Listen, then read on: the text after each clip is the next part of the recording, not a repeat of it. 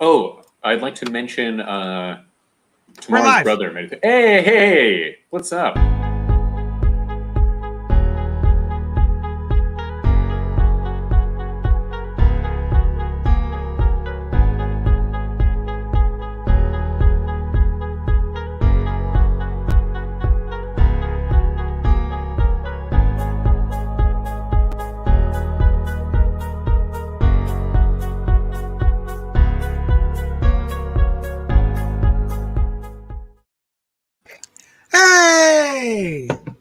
Hi, Brian. Hey, JD. How's it going? So, Audacity's up and running, right? Ready? Sure is. Yeah. All right. 1, 2, 3, click. 1, 2, 3, clap. So we do that to synchronize the audio for the iTunes upload. Hey, it's September 20th, 2021. What's up to all our sidekicks and henchfolk out there in the Geek Nation? You're currently tuning into the CultPop podcast live stream, aka spoiler alert, episode 753, probably, where we review the past week's comics, as well as talk about some fun pop culture topics for your viewing and listening pleasure. I'm your host, Johnny Destructo, owner of Johnny Destructo's Hero Complex, located at 4327 Main Street. A pretty cool shop which caters to nerdy and nerd-adjacent individuals of all shapes and sizes. Sans poopy jerks who go on and on about jerky, poopy things that collectively make most people cringe. That's it. Brian's with me this week. Hey. Hi, Brian. Hey, I'm here. Hi. Noel didn't write the script this week, so there's nothing clever or fun. Prepare yourselves for no fun. Yeah, strap in. Yeah, no questions. And strap on. Yeah. Some of you strap in, some of you strap on. I have Captain Morgan's sliced apple rum. And some you've taken to Dry. It. Ooh, that's a good mix. Yeah. So, that stuff is good, right? It smells like apples when you open up the bottle. Yeah, it tastes like apples too. Yeah. Anyway, thank you to everyone joining us live on Facebook, YouTube, and Twitch. If you like what we're doing here, and I can't imagine that you do, be sure to like, comment, subscribe, and share your feelings with us. The joy of doing this live is hanging out with you guys in the chat. So if you feel so inclined, comment. Give us stuff to riff about. Normally in the chat, normally in the notes, we have all sorts of information regarding what we're going to be discussing, as well as the... Sorry, I heard a noise. It's spooky. Ooh, I heard something. What kind of noise was it? A spooky noise. Interesting. Well, we don't have any of that because Noel didn't do it. So, Christopher Goodnight is in the chat. Looks like he was just complaining that we were late. He was. Well, he just said waiting is the hardest part. That's actually kind of complimentary. Yeah. You know what I mean? Yeah. Like he can't wait for us to get here. He's like pointing fingers. Meanwhile, Robin and Rose just being like, "Good evening." Dude. You know what, JD? I see you drinking that sliced apple and ginger ale. I haven't got anything, but I think I'm going to go grab a cider. So here we go. All right. This makes for excellent viewing and listening pleasures. Listen, what we're going to do first is I Am Batman. So I Am Batman is the new series from DC Comics regarding, you guessed it, Batman. There's a new Batman in town. His name is Jace. I guess by this point it's not a spoiler, right? It's been like 6 months. It's been a while, yeah. Yeah. Jace Fox is the son of Lucius Fox, who now has all of Bruce Wayne's fortune. And so far... Although this is in the future. Yeah. That's the thing. Yeah. In Future State, we see that he is the Batman, and everyone thinks that Bruce Wayne is dead, although, spoiler alert, he's not dead, as you find out in Future State Detective Comics. But in Future State Batman, Jace is the current Batman, and he's got a kind of a different style. And after Future State, we went back in time to now, and we've been sort of viewing how Jace gets to be Batman in the future. There was a digital-only series called Forgotten Son, which I read one issue of, and then for the show. Yeah, for the show. It felt very much like a digital release in both writing and art. It felt inconsequential and kind of boring, and the art was not good. And then there was I Am Batman Zero. That just came out a couple of weeks ago. I did not have a chance to read that yet.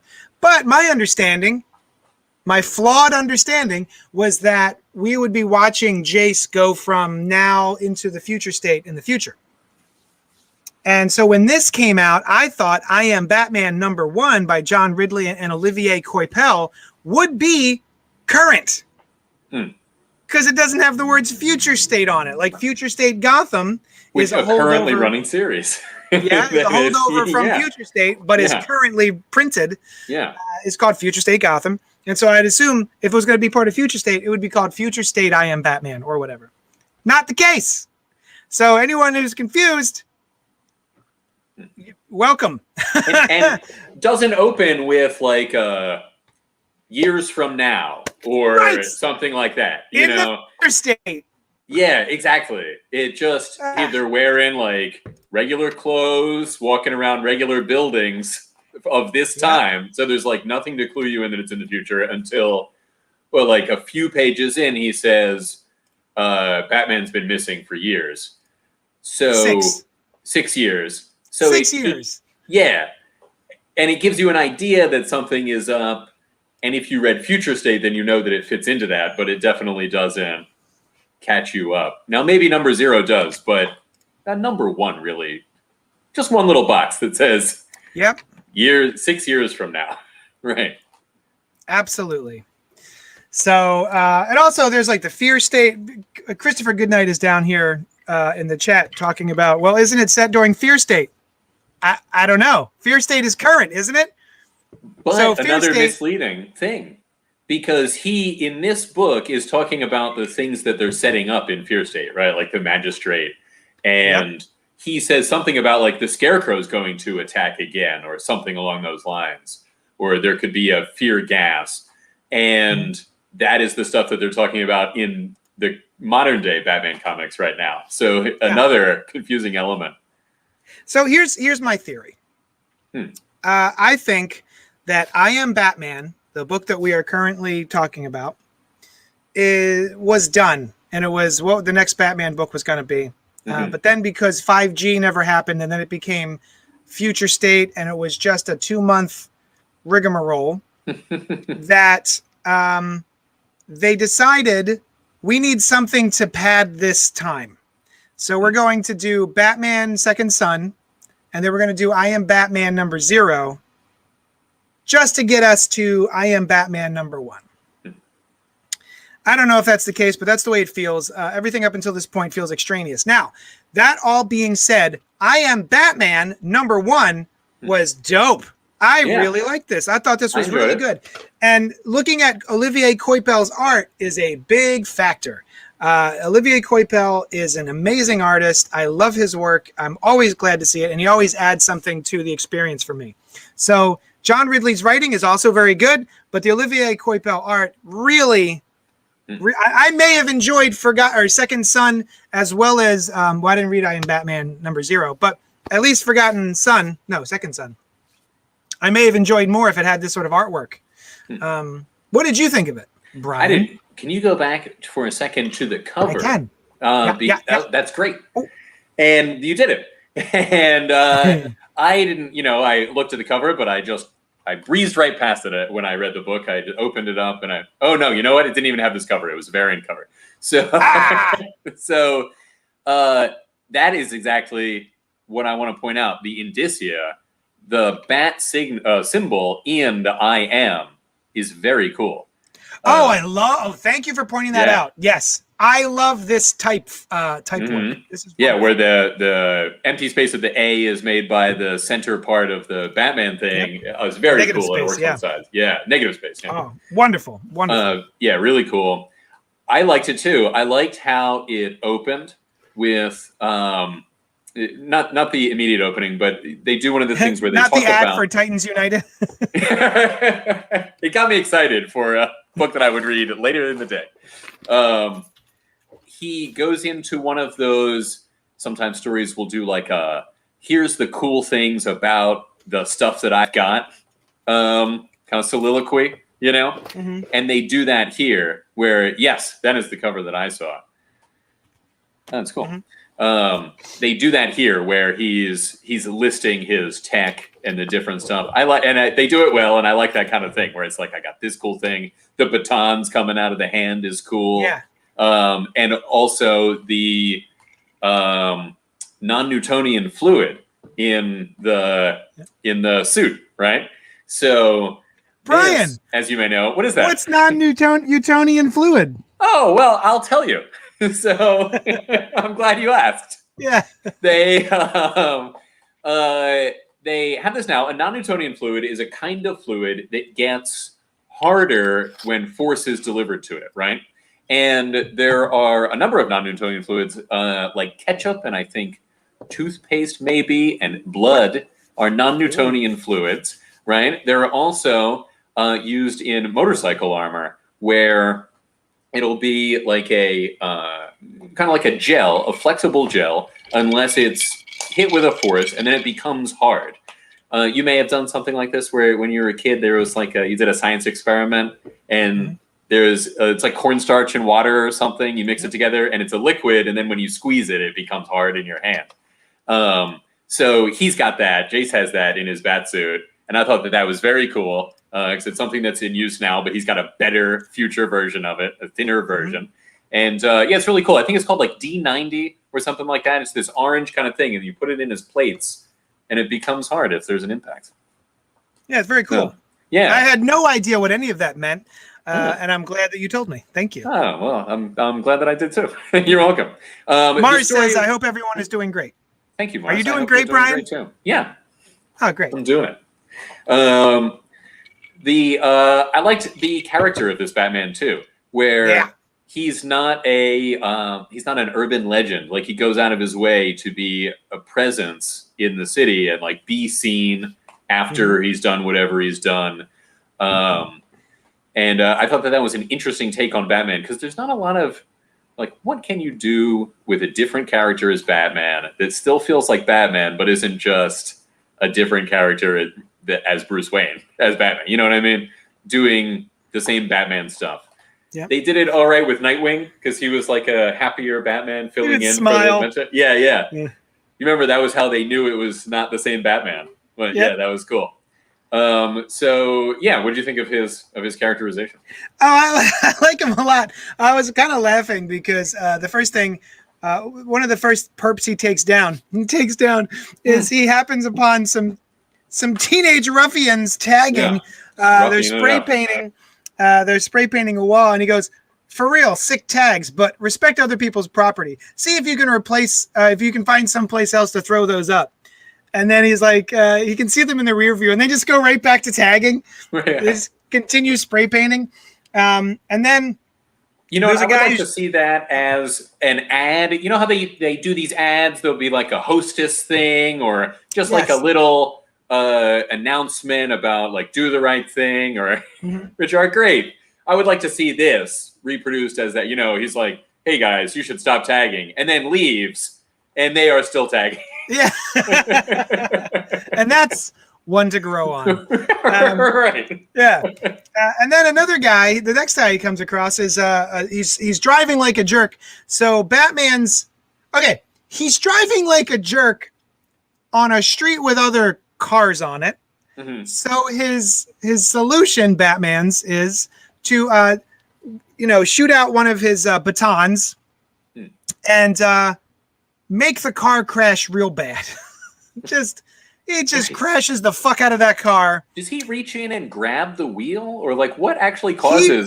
So he's got, he was talking earlier about how he's got these batons that shoot out of his gauntlet, but aren't disconnected. Yeah. So they're part of his gauntlet, right? He takes it and jams that in the wheel. If you remember the club. Yes. Yes, the red anti-theft device. The club. He does that into the guy's steering wheel, which then makes him do fucking flips. Right. Almost like there's no way he does not know, and there's no way he knows if this maneuver will murder this kid. Right. But he does and it. Any number of other people Right. in the road or on the street. So he jumps from, hey kids, maybe think better about your choices, to attempted manslaughter. Yeah. But it's a fun book. Oh, and Yeah. you know, they're also sort of dealing with, they kind of doing like a QAnon type thing, right? Because people, because of the magistrate and because of what's going on in the future state, there are folks who don't believe in the government, and they don't believe in cops and all this other stuff for good reason. But basically, you know, he's got this guy he's fighting. He says, "You're nothing but a foot soldier for the hidden agenda."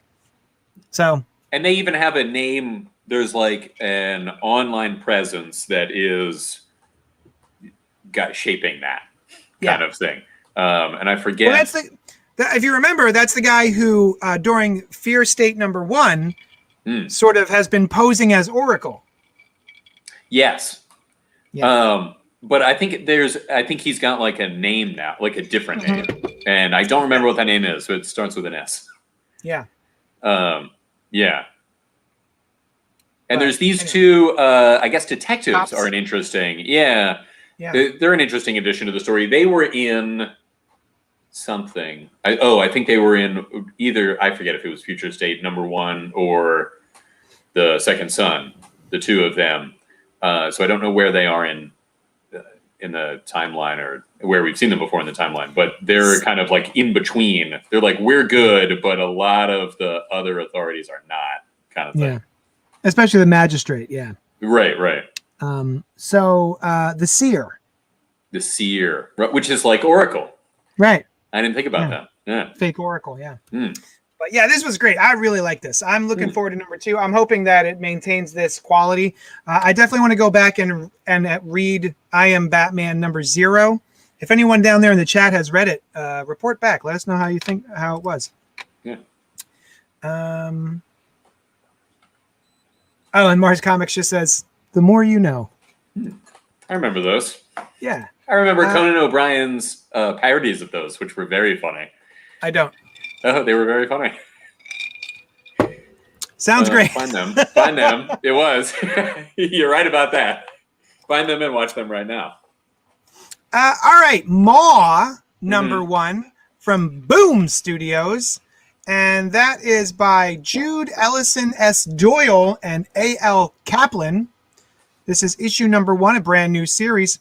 And I can't tell you what Diamond has to say about it because those aren't in the notes.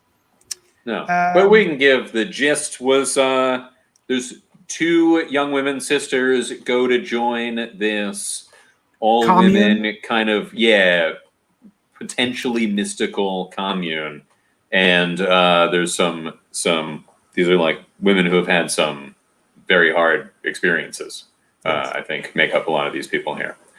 So yeah, what do you think? I wasn't particularly interested. No.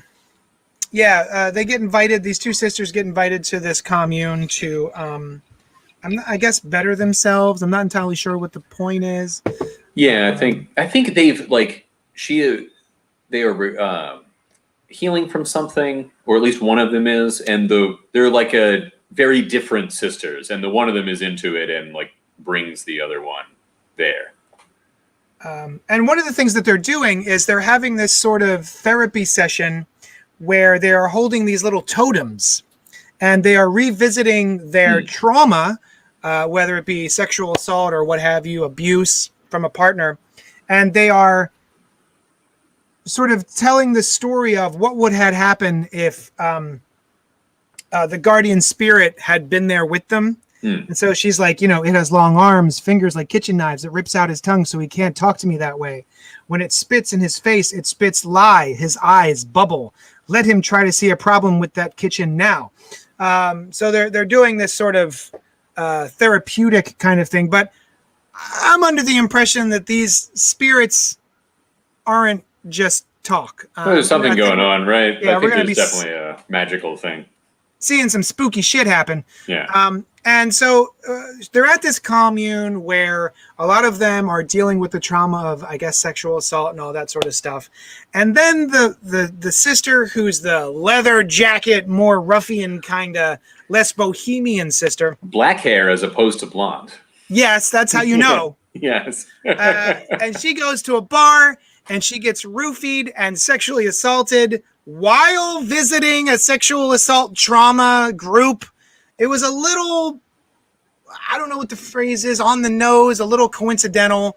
Well, she even said, like, the one man who's allowed to come into this is like a driver, and she drops him, she gets dropped off at this bar, and he's like, "This is not a fun place," and she's like, "I'm not looking for fun," something like, yeah, I don't care what happens, kind of thing. Very, very, like telegraphing that kind of thing. Yes. Yeah. So, and then at the end, she's having a shower, and we're seeing this woman riding a lizard kind of totem, and then it just stops. It just ends. So my theory is that this was a graphic novel, much like Boom Studios did Wind, WYND by James Tynion, a very delightful LGBTQ all ages adventure. Highly recommend Wind. But I remember reading that before Wind came out, it was just a graphic novel, and then they decided to split it up into issues. And I have a feeling that's what happened here, because it just stops. There's no, it's not a cliffhanger. It's not, particularly interesting end. So, she's in the shower and she's washing the blood. I'm assuming that's blood going down the drain, even though it's black. I guess that's a question. drain. Yeah. I thought it was like just some abstract kind of thing. You know what I mean? Yeah. No, I'm pretty sure that's the blood. Yeah, no, I think that's what it is. Yeah, that was so my main issue with it, I think, would be explained by that. And it's an issue of pacing with, like, sometimes first issues that we've read that we think would be better as graphic novels have, where I would have liked, if this is a magical kind of place, which I assume that it is, there is like some sort of supernatural thing. I would have liked a little more of that introduced in this issue to see what sort of thing it is, to see if I want to read the rest of the story. Like, what is the take on supernatural stuff that is going to be in this comic, in this story? 100%. Yeah. I want to know if there is something supernatural happening, something creepy happening, other than, obviously the obvious creepiness of sexual assault. Right, of course. Something spooky. This gives me nothing other than rape.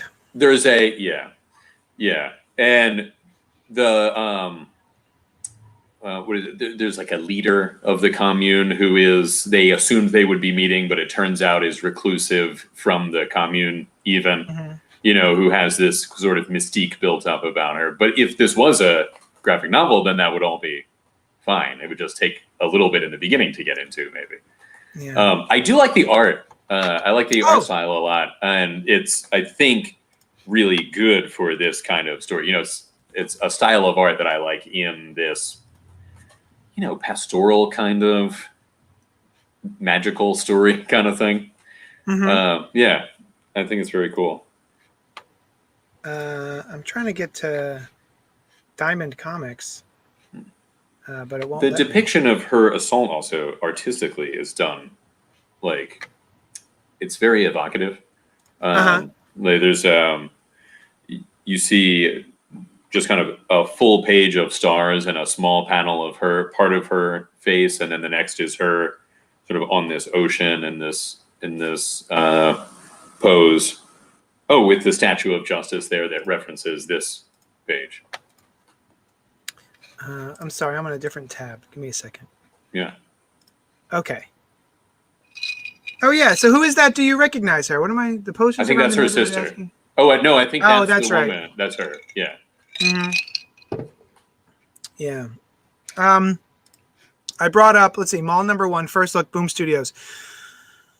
Premiere issue of a provocative 5-issue horror series by award-winning journalist and opinion writer. He writes opinion opinions. writer. What the fuck? Have you ever heard of it? Opinion writer? We're like, I don't like cows so much. Jude Ellison S. Doyle, Dead Blondes and Bad Mothers, Monstrosity, Patriarchy, and the Fear of Female Power. And artist A.L. Kaplan from Jim Henson's The Storyteller Tricksters. Dragged by her sister Wendy to a feminist retreat on the remote island of Angecia, Marion Angela Weber hopes to gain some perspective and empowerment that isn't at the bottom of a bottle, but everything is horribly derailed after an assault on their first night there. Violent encounter awakens something in Marion she never imagined, triggering warped mutations in her body and bringing forth a hunger she can't bring herself to name. When the townsfolk react with suspicion and violence, what unforgivable act will transform Marion into the very monster they've made her out to be? None of that is in this issue. I bet she is like the thing that they have trying to call. Yes. Yeah, none of that. From the beginning, even, she is not looking at the bottom of a bottle. She doesn't want to be there at all. And no hint at all of, now that you say it, the last page is a hint that something is happening. Oh, yeah, it is. If we look a little closer, right? I'm zooming in. Mm-hmm. She looks like she has this black goop is coming out of her mouth. Yeah, and something on her shoulders, too. Maybe see, I thought that was just because if you look around, the coloring makes it look like the water that's coming out is pink. Yes. And so it would stand to reason that the water running down her body is pink. Also pink. But I guess that's supposed to be her body mutating. Yeah. And the blood in the drain is like her, from her change into this thing. None of that is clear. Like one more page where her transformation is further along or complete. Yeah. Yeah. For sure. Oh, what a bummer. Okay. Yeah. You should not have to read. Oh, Zach Hilton says, "What's next, guys?" You'll find out when we get there. What? Let's stop talking about the thing we're talking about to tell you what we're going to talk about in a minute. Preview. Yeah. Maybe that's his way of saying stop talking about Maul. Well, as luck would have it, Zach Hilton. Yeah. Primordial #1 by Jeff Lemire and Andrea Sorrentino from Image Comics. Let's see, I brought up image.com. Mind-bending sci-fi collides with Cold War thriller in this 6-issue miniseries by the best-selling and Eisner-winning creative team behind Gideon Falls. In 1957, the USSR, you don't know how lucky you are, launched the dog Laika into Earth's orbit. 2 years later, the USA responded with 2 monkeys, Abel and Baker. These animals never returned. The traditional response to one dog is 2 monkeys. Yes. These animals never returned, but unbeknownst to everyone else, they did not die in orbit. They were taken. And now they are coming home. I can only assume they mean Liam Neeson's Taken. Yeah, they were the movie Taken in space. Yeah, yeah. He has a very specific set of skills. Yeah. And it is to turn 2 dogs, 1 dog and 2 monkeys into a film called Taken. Weird book. Zach says, yes, it was a subtle way of saying, let's move on. Well, it worked. All right. So, the art, fucking Andrea Sorrentino, man. All right. So remember previously when we were talking about Maul just now? I remember that. Remember that? Yeah. And then there was that like one panel of mine where we were just like, oh, that panel's weird. Yeah, I remember. Primordial did the same thing. Did it? Like, hold on a second. I'm scrolling to it real quick. Okay. And I'm going to show you this panel. Here it is. Wait. Nope. Not yet. Yeah. Here it is. Yep. There it is. I'm zooming in. First of all, that's cool. There's like a Pink Floyd thing from the Pink Floyd album. I've overdone my zooming. I zoomed too much. Here we go. There it is. After they were taken. Okay. Look at that fucking panel. What are we looking at? All right, that is weird. Right? I do not know who is talking. That blob. Right? Yeah. All right, that is strange. Speaking of Taken, though, maybe it's Liam Neeson's. Yeah, he's like they were taken. The movie. Yeah. Anyway, at that point, so I was all right on the art of regular things of just like people talking on Earth to each other, but the cosmic abstract stuff, I was into. I was into it, and I was taken with it by that time. So I didn't notice that panel was weird. Yeah, this, so like that page, spread right here. Oof. Yeah, with the cubes coming out of the cube is very cool. And the stuff that he does with the panels of, I think a few pages earlier when I think it first goes abstract and cosmic with some kind of spherical light or something, and these panels in perspective, kind of like an arch, I don't know what architectural structure you call that, but when there's an arch on its side. No, it's early on. It's God damn it. Yeah. It's like the first time you get crazy. Oh, second time. It's the second. That's the one. There it is. The previous one that you were on. That one is very cool too. So we got a lot of cool panels here. This with the monkey. You had it. Yeah. There's the big spit. The one after this. Here we go. It's so there is this suggestion of this white circle at the top. All of these square panels, and some of them are just blocks with little scientific things looking, and some of them are one of the monkeys. And then at the bottom, it's creating kind of through perspective of individual panels, a circular, kind of round thing coming in, whatever. Yeah. Very cool. Reminds me of like an old, like a Greek column set up in the round. Yeah, it would. Yeah, it does. Also, this was another panel. This was. Top left. Top left. I think it's a record. No! It's not. Why would it be a record? That's the wheel of the cart that the guy is pushing. That's a weird focus. Right? Yeah. Fuck you, Andrea Sorrentino. God damn it. Yeah, one wrong move, Sorrentino, and it's out with you. 2 wrong moves. Yeah, 2 wrong moves. After all of the cool cosmic stuff that we talked about. But it's perfection or These nothing. 2 panels. Fuck you. So, yeah, I'm interested to see. I'm interested to see what happens. Yeah. Even though you'll never read it again. This page, this page is great. This double page spread with the screaming monkey. Mm-hmm. That's awesome. There's one of these. I think when you at the end after the Pink Floyd page, there's the one is like cubes of what would be the panel is pretty cool. Now I do want to point out that the dog seems telepathic, right? Yeah. Yes. And Laika, I think, is also Cosmo, right? Or it's at least a very similar story in Guardians of the Galaxy, who is also a telepathic dog that wears a suit with something red on it that looks a lot like this. Wow. So it's interesting. Now, I mean, it's not so far out to think what could happen to these animals that we launched into space. Mm-hmm. Advancements and telepathy being one of them. But still, it's quite the similarity. Yeah. Yeah. Also, the art gets really good. In this, right, it becomes, they jump completely from a much more sort of just graphic, suggestive style. Yeah, like graphics to a traditional comic. Reminds me a little bit of Frank Quitely's art. Oh, yes, very much so. Very Frank Quitely. Yeah. So I'm scrolling back to see.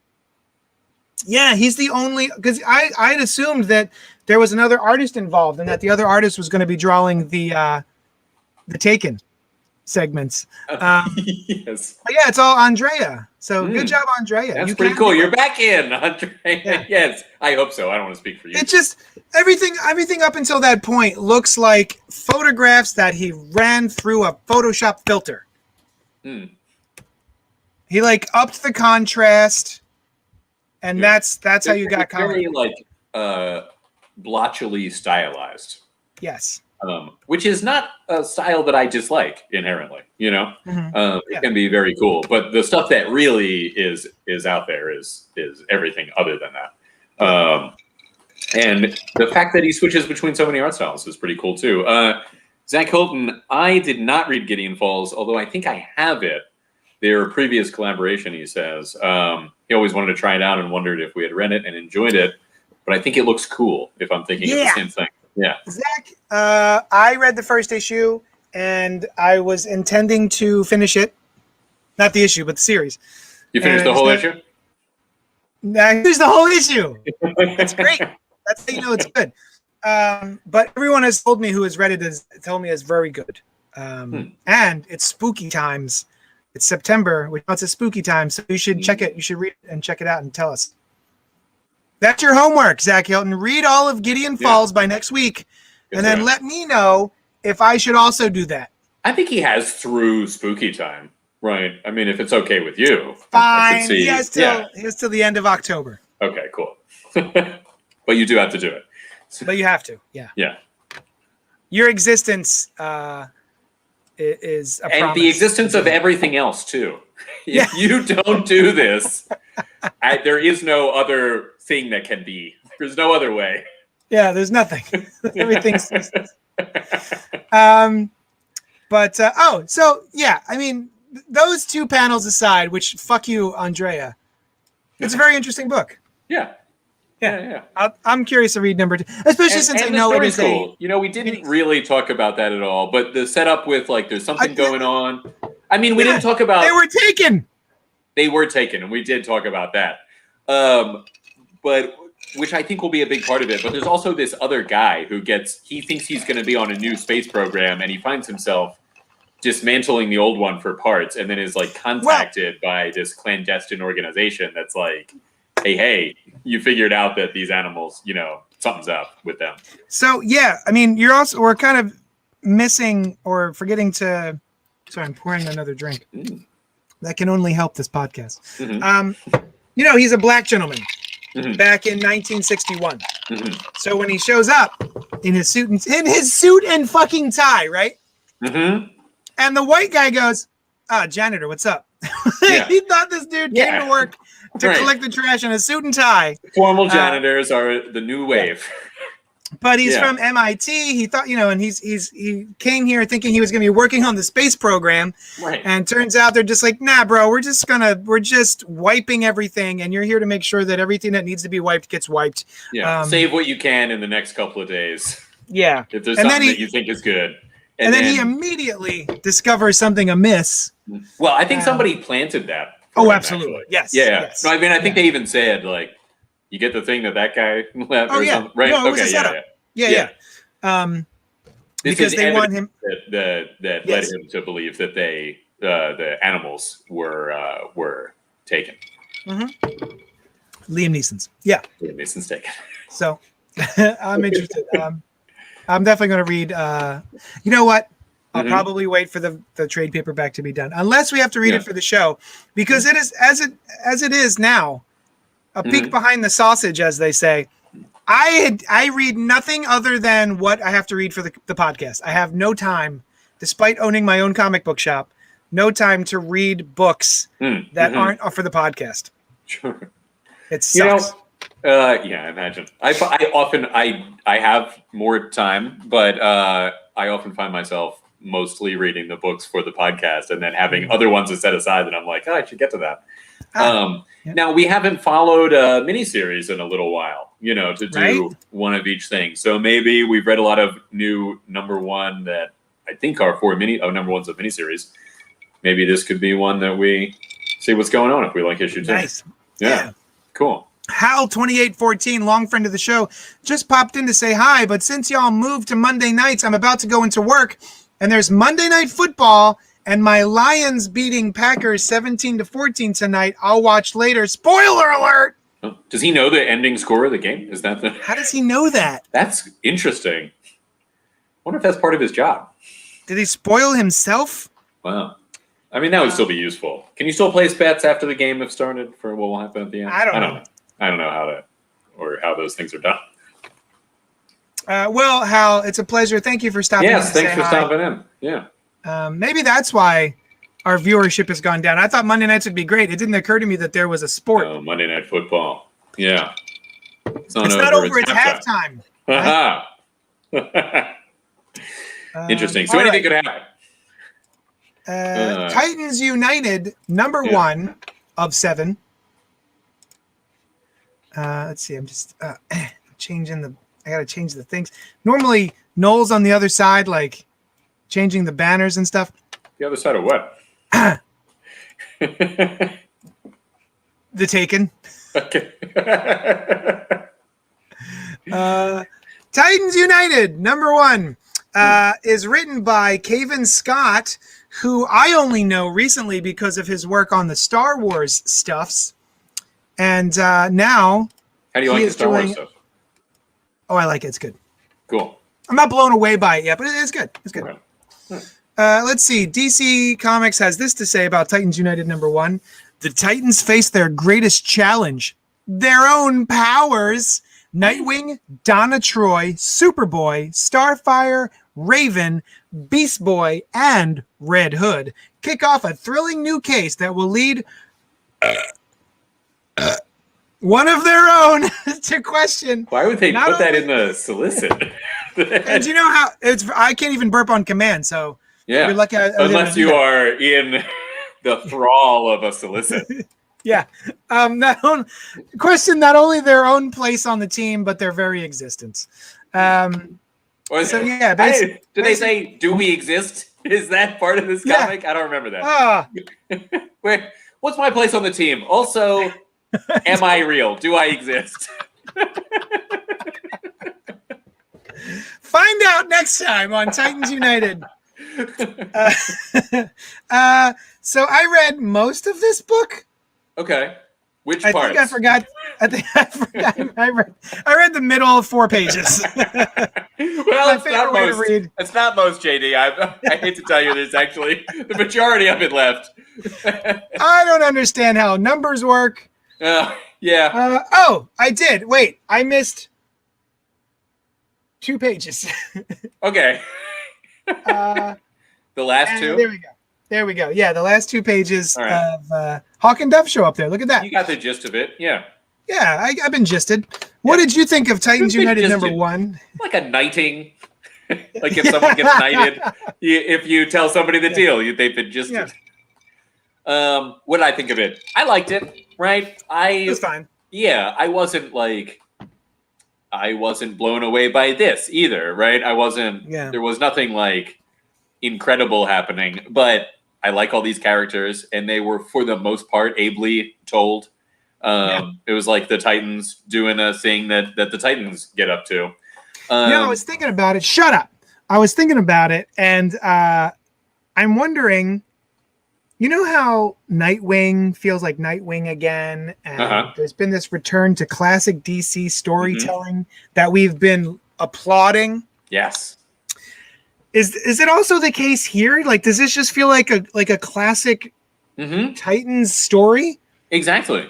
Right. It's just like the Titanness of it is high. It feels like a book that might have come out around the 2005, maybe like Jeff Johns era of Titans. That hits the notes of the Titans pretty well. Now, I think that the abrasiveness of Jason Todd is a little overdone. He's not traditionally a Titan. That too. I don't even know. I think the only reason he's really there is because he's on the television show now. Oh, it could be. And to stir up trouble, Oh, he does stir up trouble. He stirs the pot. Tell you. Yeah. But yeah, and also, I like Superboy in this costume. I think I have a soft spot for his original 90s look, but this one is I think a great look for Connor Kent with the black T-shirt, red emblem, and jeans. Yeah. I'll tell you what, I wouldn't mind the leather jacket. I could see that with like this look with the leather jacket. Yeah. With the yellow S on the back. Yeah. That would be cool. JD, I love that outfit. It's cool. I had a black jacket that this was actually shortly before Superboy came out, and so I was just getting it as the Superman thing. But I had a black jacket that I had. Superman thing? Yeah. Ooh, it's a man thing like you wouldn't believe. You'll be telling everybody about this man thing for the rest of your life. No, so I there's an airbrushing place, and I got it airbrushed with the yellow S emblem on the back of it. I was like 7th grade. Oh, it was cool. It was very cool. I really cherished that jacket. I loved it. So where is it now? Might be at my mom's house. I don't know. Okay, you still have it? It's not unlikely. I have a great many of the things that I have owned. I am one to hang on to things. You're a hoarder? I wouldn't say hoarder, right? Like I don't have every magazine. I don't have like piled high with stuff, but I like to hang on to things. Sure. Maybe it'll come in handy later. I like to look at things that I've had for a long time and think of the passage of that time. So that would be a sweet look for him. Yeah. Somebody needs to let DC know about that. I think it's interesting because if you do too many characters that have civilian clothes, it's not great, but it works for him.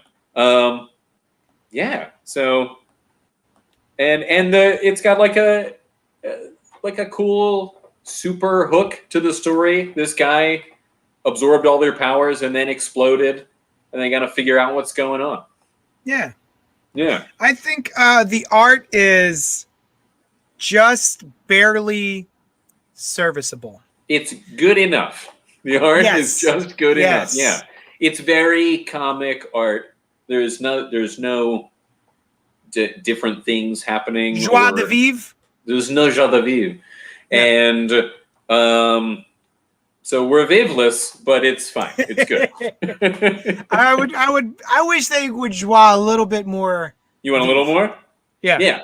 Yeah. Joie de vivre. Like a skosh more vivre. Get it in there. Yeah. Yeah. Yeah. But that's the thing, though. It does feel like classic Titans storytelling, but not good enough for me to be like excited about it the way I am about Nightwing or about some of the other DC books that are going on. This just feels fine. Yeah, I'm glad that this is the fine level of DC at the moment. At any publishing line, there will be some things that are, hopefully, some things that are great, and then, there's some that are just like kind of the more regular standard books, right? Yeah. And this is a very serviceable book for DC, and I like that this is the direction of the overall sort of comics. And I like that Hawk and Dove have been introduced there at the end. I always thought they were cool. Yeah. I never thought they were cool. But you never ever thought they were cool? I never ever once thought they were cool. What about when Hawk was Monarch? Fuck you. You didn't like that. Son of a bitch. No. But Mars Comics is asking, "Oh no, what happened?" What are you talking about? That's what I'm asking. What do you want to know about? In what realm? Yes. Yeah. Like, are we not broadcasting anymore? It looks like we are. Was it about?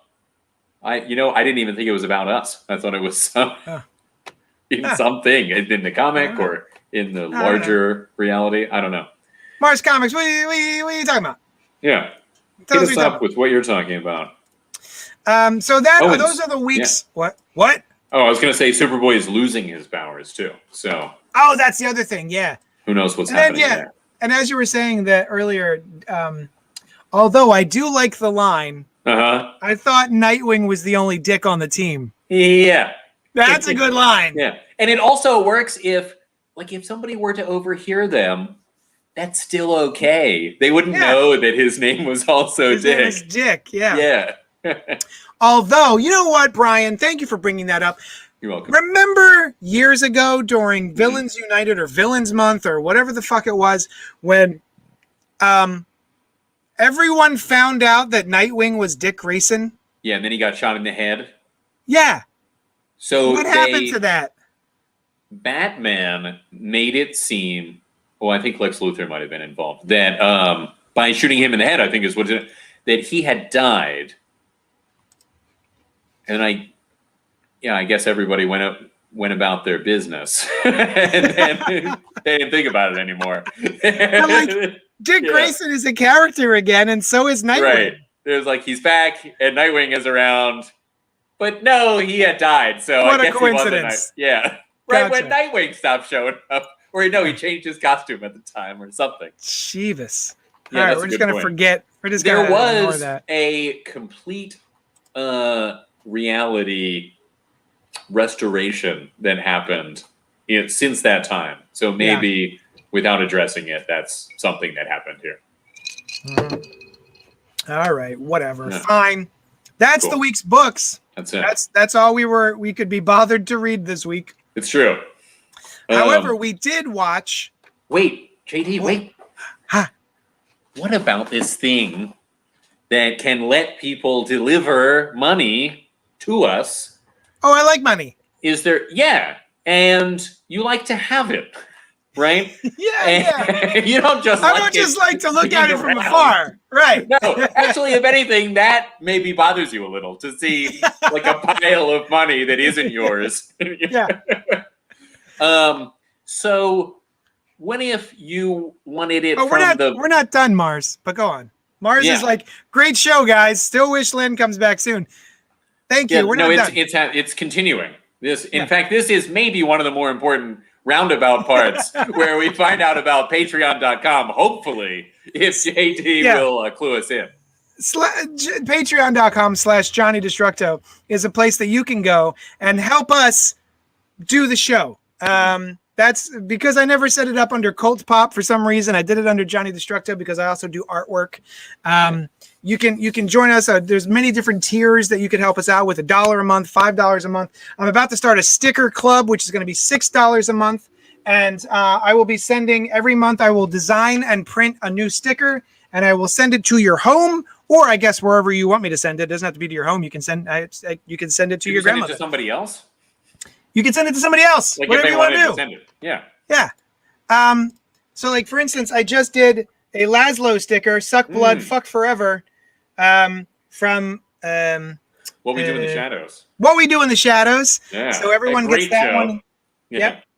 Yep. So I did that this month just for shits and giggles, but I am going to be doing a brand new one every month. That's cool. Oh, that's very cool. Hey, JD, and can I mention my girlfriend's brother has made with another person a video game that is available on Steam now. It's called Burn Me Alive. It's a surreal horror game where you have to, you don't know what of the game is real and what is not. You're wandering around this factory where the main character who you play as, his family, he believes was killed, and you have to figure out puzzles and that kind of thing. It's from ASD Studio. It was released just earlier this month, $16.99 on Steam, and I heard a bit about it, and I wanted to share that with you guys in the hopes that you would go and purchase it on Steam and play it, because it's my girlfriend's brother's video game. So, yeah. You know what else would help? If you go to patreon.com/Johnny Destructo and you give us money, that way I could afford a new laptop or PC in order to play Steam and then also buy this game. Yeah. So I can't play anything on Steam. Oh, no? Well, my computer is too old. Oh, that's a bummer. Because it seems like a cool game. I heard some of the promo stuff for it. Yeah, I love horror games.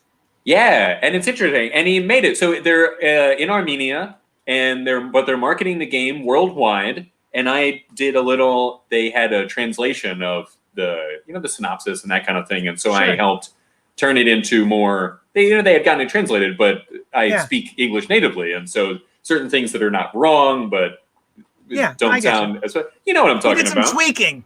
Exactly. And I'm not sure if they used any of that, but it let me know a little bit about what the game was about, and it was a fun process. And I saw some of the images and heard some of the voices. So yeah, burn me alive. In any flame I see you, it says. I wonder if I hold my phone up here, you can see. Hold on, There we go. There we go. That's some of the artwork. Yeah. Explore a surreal world, solve puzzles, fight monsters, and get to the bottom of the mystery of this compelling horror thriller. That sounds cool, actually. Cool. Yeah. Nice. I'm a big horror game fan. I like nice. Evil, and Alien Isolation was a good one. I'm trying to figure out how to put us both back. There we go. Hey. So cool. yeah. Well, thank you for letting me mention that. Yeah, of course. Yeah, of course. Spooky time is upon us, and I watched. I started and finished one movie called Wally. Yeah. The herd. What is it about? The herd and the scene. The scene and the herd. The herd and the scene. So not children from the early 1900s. Right. Were neither seen nor heard. Or no, they were seen and not heard. They were seen. I forgot. You could see the children. They just but not heard. Speak. Yeah. Right. Things heard and seen. It's a horror thriller, 2021. It's an hour and 59 minutes, starring Amanda Seyfried, Natalie Dyer, who you would know from Stranger Things, James Norton, and some other folk. Karen Allen, if you remember Karen Allen from Starman, Jenny Hayden. I never saw Starman. Is that from David Bowie's Starman? It's from the 80s. It's from the 80s. I haven't seen it. I didn't see it. You never saw Starman? Oh, that's all right. So I'm here to tell you I don't recommend it. Okay. Not Starman. This other movie. No, Starman I highly recommend. Highly recommend Starman. Okay. Things heard and seen, based on the novel All Things Cease to Appear by Elizabeth Brundage. That's a weird switch. All things cease to appear is things seen and heard. Almost the opposite. Right. It sounds like of that thing. Yeah. So basically 1979, this couple moves from Manhattan to a farmhouse in upstate New York. And, the husband, there's some weird things that aren't quite right with the husband. We're starting to find out some things may or may not be true about him. But then there's also like spooky ghost shit going on. And at best, it is mildly engaging. It's like, oh, okay, there's like a spooky stuff happening in the house. What's going on with the husband? And then the end of the movie, literally my wife and I were watching it, and the credits rolled, and we looked at each other and went, that's it? What? Like, it's one of those endings. Is it one where like they leave it ambiguous intentionally or just kind of stops? Yes.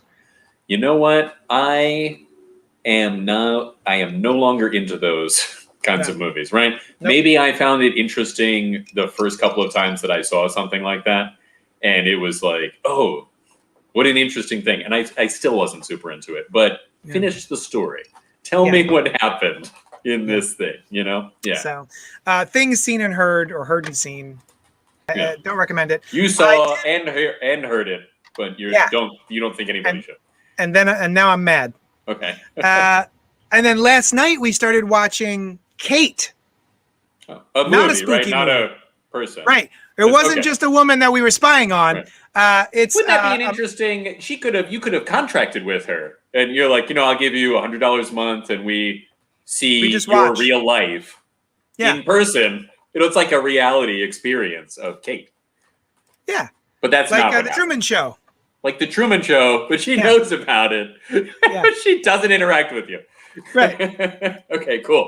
So this is a 2021 film called Kate. It's a thriller adventure, and it stars Mary Elizabeth Winstead from Scott Pilgrim, Woody Harrelson from Cheers, and other people. From other things. Other people.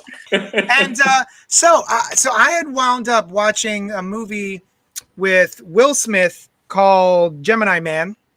Oh, how is And that? it's fun. It's fun. It's the one where he's fighting a clone of himself. Like a younger version of himself, right? Yeah. I quite liked it.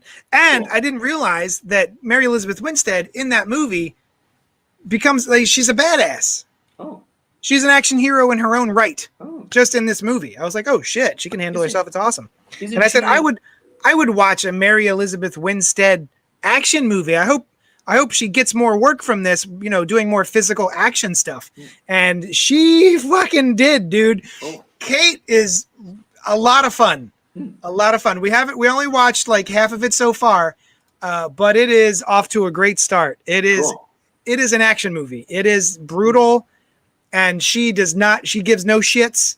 Oh. And she takes all sorts of damage. Thing to give, right? Yes. Here, enjoy this poop. Almost more if you didn't care for somebody, you would give them shits. Yeah. Right? I do give a shit to you. Yeah. Now get out of my face. My estimation of your whole thing. Yeah. Get out. So she was a huntress, right? Yeah. Oh, she was great as the huntress. Yeah. What was that in Birds of Prey? Birds of Prey. Yeah. Yep. She was my favorite part of that movie, I think. Yeah, I have not seen it. Oh, it's fun. Kate. I recommend Kate. Excellent. Yeah. Also, you like this? I'm doing something different now. What is it? I wasn't sure if I could pull it off. I can't tell if it's weird or not. I've trimmed most of my beard, and I've left my mustache only slightly more interesting, thick. Right? I think it's working. See it? Mm-hmm. See it? I've seen nothing but it. It's like it's like having a mustache without having the balls to actually just have a mustache. Yeah. Well, it's like a gradient. It's like shades of facial hair. It's cool. It's a faux stash. A faux stash. A faux stash. Yeah. I usually call listeners. I usually call mustaches molestaches because they're creepy. I wonder why that is, right? They're not like, there could be a time and place. There you go. There we go. Oh, that just walk around like that for like a week and see how you feel. And if you see how people respond to it. Listen, exactly. Is this creepy? Yeah. Like, why would they think that was creepy, holding your hand up like that?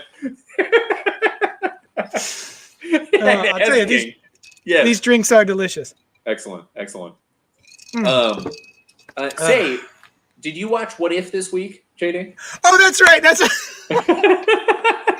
I went on 2 tangents about movies nobody cares or asked about. No, that was one tangent about 2 movies. Thank you. I mean, you very clearly at the top said, I watched 2 movies. So I appreciate that. Yeah. The intention was to discuss What If, as we do every week that an episode has come out. And so this week we had an episode featuring Black Panther and Killmonger. Briefly featuring Black Panther. Well, the mythos of the Black Panther. Of course. This is a Black Panther. That's a good point. Show, right? Yeah. And Tony Stark, of course, plays a major role. Yeah. I think someone mentioned diminishing returns for What If. That'd be an interesting name for a show. Right? Diminishing returns. It gets canceled 6 episodes in. Weird. And while I agree, I'm still not bothered. I haven't watched an episode of What If and been like, oh, what a waste of my half hour. Yeah. I've enjoyed all of the episodes, but to lesser and lesser degrees. Really? Because, to be honest, starting off with Captain Carter, like, it was cool. That's the episode, cool. Right? Like, that was really good. So everything since then has been not quite as good as the Captain Carter episode for me. What was the second one? Oh, another good one. That was T'Challa as Star-Lord. That was really good. You know what was different about those 2 is that characters find themselves in different roles. Yes. And that is not something that has happened in any of the other ones until this one a bit, but it's very different. The zombie one was just like, what if there were zombies? and what was the one after that with Doctor Strange? Oh, what if Doctor Strange turned bad? That's my least favorite one. Yeah. Yeah. My issue with this one is, out of all of them, this one is the most part of a story, as opposed to a story about what if, right? They introduce what if, so it's what if Killmonger saved Tony Stark, and he does not enter the situation where he becomes Iron Man, but he takes Killmonger into the fold of Stark Industries, and they go from there. What's that Hilton guy say? He says, I've got a feeling that these what if stories will somehow tie into each other by the end of the season. Yeah, we were wondering that as well. In fact, I've seen a trailer that references the Multiverse's Greatest Heroes just recently came out. And it shows, among other people, Killmonger from this episode, and I believe Captain Carter is there. And I think that's a little bit of why some of these later ones don't feel quite as full, is because they are building to something, but without telling you at all that they are building to something, you don't get that from the story. And this one, I think most of all, you have all the events of this story and they go differently, and Killmonger worms his way into Wakanda and the role of the Black Panther and all that stuff under false pretenses. But Shuri figures it out, and they're like, we got to stop him, and then that's it. That's the end of it. And the other ones have left more interesting stuff maybe after the story, but this one feels like there's a conclusion to the story that hasn't, or even the main action of the story that hasn't quite happened yet. That I'm interested to see, but I think part of the problem is with this show, they only have the movies of the Marvel universe to pull from, whereas the What If comic books have decades and decades of comic books to pull from. They can't just go and reference something from the comic books. It all has to be MCU related. Sure. Yeah. Is there one that you think you would like to see? Like a what if thing? Yeah. Oh, that's a good question. Some kind of, What about you? Have anything that you've, what if this or that happened? Well, here's the thing. What is it? What If is a Disney Marvel joint. Sure. Star Wars is also a Disney Marvel joint. Now, I would like a What If Star Wars series. That doesn't sound. Oh, you would like a What If Star Wars series, like not What If Star Wars crossed over with the Marvel universe. Yeah. Not to say you wouldn't want that. Not to say that you wouldn't want to see that, but that's not what you're saying now. No. Okay. What if I changed the parameters of my question to you because I really would like to see a What If Star Wars. What would you like to see of What If Star Wars? What if Qui-Gon Jinn lived? Oh, interesting. He had all these plans. Like, he was Anakin's surrogate father immediately upon being introduced to him. And I've just, every time I watch episode 1, the only interesting thing about that story is I would like a what if Qui-Gon lived and was able to actually raise Anakin. What would be different? I don't think he ever would have become Darth Vader if Qui-Gon was able to keep his promise. That would be an interesting what if in itself. Just what if Anakin never went to the dark side? Yeah, would be an interesting tale. I don't know, but the MCU. What major moments do I wonder? Well, while you're thinking of that, Mars says, "Oh yes, that would be a cool Star Wars what if," and Robert Monroe says, "What if Cap didn't return all the Infinity Stones?" Oh, what if? The storytellers actually went through and explained what the fuck happened with Bruce and the Hulk in between Infinity War and Endgame. That's more a what if about our world that somebody reading a story about other people reading fictional stuff would do. I'm just saying, they set up an entire storyline about Bruce Banner, and they were like, fuck it, he's a scientist Hulk now, don't worry about it. Yeah, that's a good point. That was one of the big questions from Infinity War that I was like, man, I can't wait. Like, why isn't Hulk coming out? What's Is up it with just the Hulk? because he got? Yeah. Is it just because he got beat by Thanos? Like, what? How are they going to change that? Like, what's going on? Fuck it. He's both of them now. Don't worry about it. I'm sorry. That was a snarky answer. I apologize. What's an actual good one? What if the Avengers didn't break up? Oh, you know, right. what if the events of Civil War didn't happen or didn't lead to them? You know, they all chip. That would be a cool 2 what if companion series, right? What if they all signed the Sokovia Accords? Yeah. What if none of them signed the Sokovia Accords? Oh, yeah. You could have and like then a so twofer. all of them are on the run in that way, right? There's no Yeah. Civil War, but that would be pretty cool. That's Yeah. my answer. That's what I want to say. Okay, that's a good one. Thank you. Ooh, or what if they collected all of the Infinity Stones before Thanos? Yeah. You know, Tony Stark figures out a way to use them, and like, what does he do with all the Infinity Stones? Yeah, but I'd rather see the other thing. He already created Ultron. Yeah, Like, I mean, he's so not he's not above fucking up, is what I'm saying. That's true. Maybe it should be somebody else. I don't know. Well, it's like a council, right? Like each Avenger has an Infinity Stone. They have to come together to do, and that's Like the how they can Illuminati. do it. Like the Illuminati. And in the MCU, it's hard to wield, right? So he could. Yep. That's why that's a good story reason that each one has one instead of everyone has one. But I still would rather see the What If Civil War 2-pack. What if Civil War? Yeah. Huh. Yeah, it's good. Yeah. All right. Well. Oh wait, now hang on. We also talking about Reservation Yeah. Dogs, which is a show that is on. Well, it's available on Hulu. I don't think that it premieres anywhere else, but you can watch it on Hulu. Have you heard anything about this show, JD? I have heard that it is by Taika Waititi. Mm-hmm. And That's it. Another fellow whose name I don't have right off the top of my head, but they are friends. Taika Waititi and he co-created it, and then I believe this other guy is the guy that is really responsible for the running of the show and like the real making of it.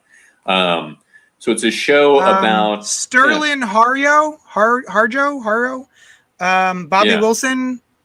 The Sterling Harjo, maybe. He is a Native American. 4 indigenous teenagers in rural Oklahoma steal, rob, and save in order to get to the exotic, mysterious, and faraway land of California. Yeah. Let me tell you, it's about a lot more than that. It's storytelling. Like, it is about that, but the storytelling style is like a magical realism kind of thing. Very light. Most of it is this kind of character, like very fully realized, like you feel that these are people kind of characters, just going about their lives in this, they're most of the people, 99% of the people are indigenous people living on a reservation somewhere in the Midwest, and they are living lives of borderline poverty, you know, the way in which I believe, unfortunately, many reservations are. They live in that kind of like, you know, kind of housing. And these 4 teenagers, one of their friends has died, like a year before the story starts. And they have decided to be, like, they like steal copper wire and stuff. And they steal a chip truck. And then in one of the early episodes, one of the guys is visited by this spirit of an indigenous person from Custer's battle, who died. He was like, I was a great warrior. I didn't get to do it. Like he was killed in this like mishap riding to the battle, you know? So now he wanders in the realm of the dead and like offers advice or that kind of thing. And he hasn't shown up in a little while, but there's other kind of like stuff. There's like, definitely, it's not just magical realism. There's like some actual magical stuff happening. And they speak in an interesting and I believe authentic way. Like they put these exclamations, which I would assume is the way that they talk, which I associate with like Hollywood portrayals of Native American spiritual rituals, but that are used as sort of like conversationally for emphasis, is really interesting. And it's just it's a very cool tale, and it feels like an independent movie that I'm watching. And I don't know if did you ever watch Mr. Robot? Yes. One of the things I loved most about Mr. Robot was the pre-title sequences, right? Mm-hmm. And they would do these very cool opening stuff, and then Mr. Robot would flash up on screen. And they do the same thing with Reservation Dogs. Flashes up on screen, and it just puts you in that mood, and it's very cool.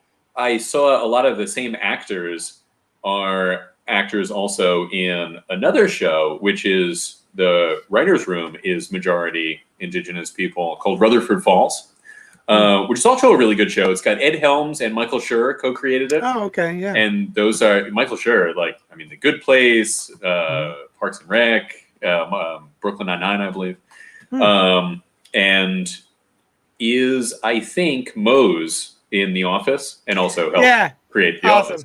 Yeah. I can't believe that guy is one of the co-creators. Right. Fucking Mose. Main writers, I think, right? Yeah. He's so weird. Yeah. I can still see his run. Yes. When they're driving up to the Shrew farm.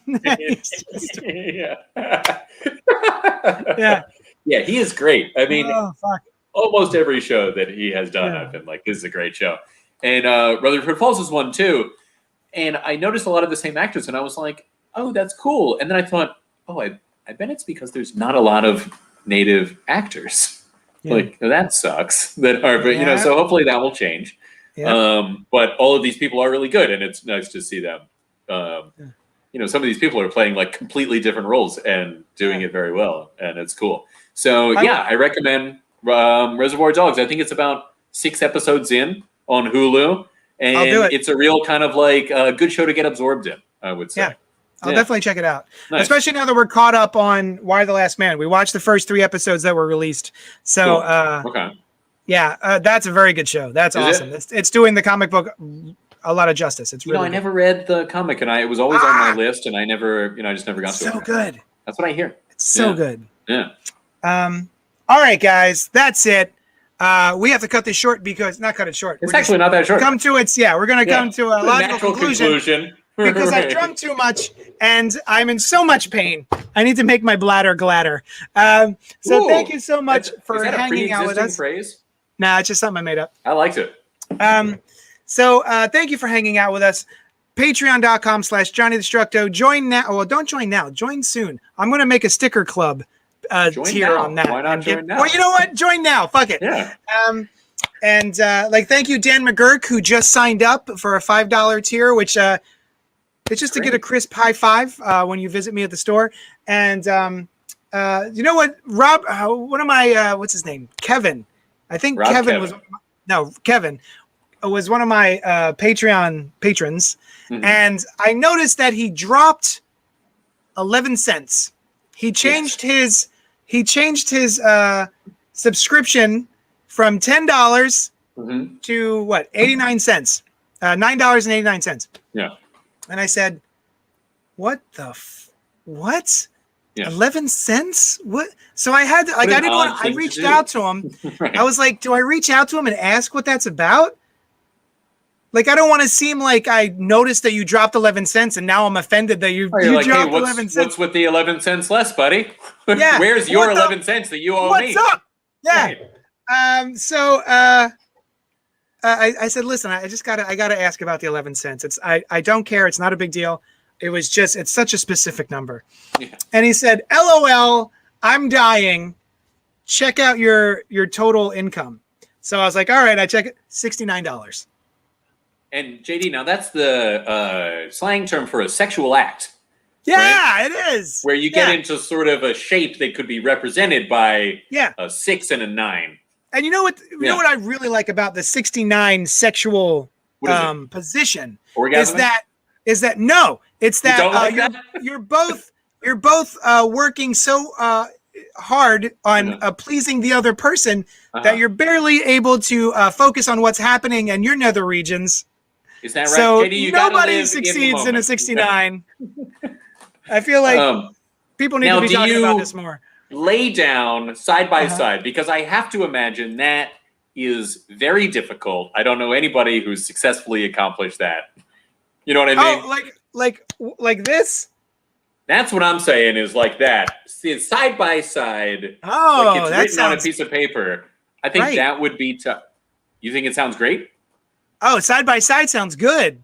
Oh, but you're getting crushed by a leg and worrying about crushing somebody else with your. Well, maybe not. Well, if I'm on top, listen. If I'm on top, I'd rather be on bottom. If we're going to be honest. On top. They're side by side. We're saying. I'm saying if you're doing top and bottom. In the regular. Yeah. I'd rather be on the bottom because I'd rather get smushed than worry about smushing. Choking someone to death. Sure. Right? Yeah, exactly. Yeah. You're probably because of the mechanics. I gotta keep my hip. I gotta keep my hips to a certain level. Otherwise, I thought you meant with your massive penis. Yeah. Yes. Yeah. Of course. Yeah. My massively average penis. Massively average would also be a good name for a TV show. I think about. Yeah. XXX extremely mild. XX extremely mild. Dan H says, "OMG! I caught the last few minutes live. I'm sorry." Oh shit. Okay. All right. Yeah, I really got to go to the bathroom. I'm in pain. My bladder is upset. All right, do it. Join us. Just wait. Join us next Monday at 9 p.m. where we will talk about more comics and probably more sexual positions. Email us at cultpopgo@gmail.com with your sexual questions. Yeah. And Are there any other number live ones? on the show. I don't think so. Like an 83? Can you do that? What? Are there any other number ones? Me and my wife did an 83 last night. An 83. You can do that with one. Yeah. That's just where your hips hurt. How about a 696? I wish. That sounds great. Right? Exactly. That means someone's getting my butt in their face. Okay. I'm into it. All right, guys. We have face in your butt. Shut up so that I can pee. I'm in so much pain. Love you guys. We'll talk at you later. I'm ending the